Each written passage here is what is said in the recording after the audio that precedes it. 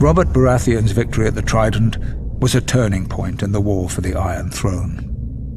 While it was clear the gods were smiling on the rebel forces, Aerys Targaryen still held the Red Keep at King's Landing.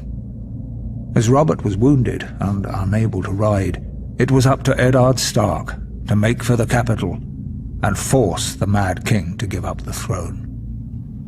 Lord Stark reached the city gates to find that Tywin Lannister, Lord of Casterly Rock, had already sacked the city in Robert's Name.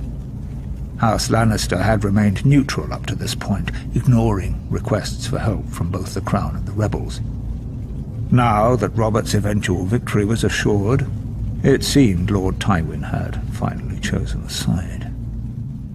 Lord Eddard was horrified by what he saw when he entered the city. Homes looted and burned, women raped, scores of innocent citizens killed. Disgusted, he led his force up Visenya's hill to the Red Keep. Upon entering the throne room, he found King Aerys lying in a pool of blood, dead by the hand of his own sworn King's Guard, Jaime Lannister, who sat brazenly upon the throne. Demanding to know the whereabouts of Queen Rhaela, Lord Eddard was informed the Queen and her son Viserys had been spirited away to Dragonstone before the Lannisters arrived, but other members of the royal family were not as fortunate. Elia Martell of Dorne, who was the wife of Prince Rhaegar, had been raped and murdered by Ser Cregor Clegane on Lord Tywin's orders. Ser Gregor and his men had also butchered Rhaegar's young children. When Robert was well enough to reach the capital, Lord Eddard demanded the Lannisters answer for their heinous crimes.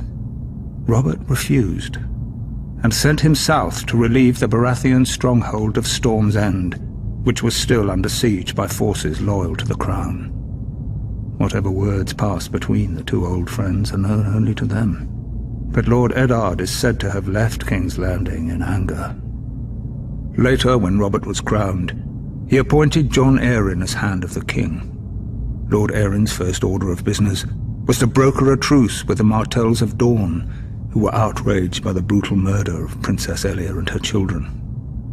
Following the death of Lyanna Stark, who had been betrothed to Robert, Houses Baratheon and Lannister were joined in marriage when the new king took Tywin Lannister's eldest daughter Cersei as his queen. As for Eddard Stark, he returned to his stronghold of Winterfell, forever haunted by his sister's death and the shameful way that Robert had secured his throne.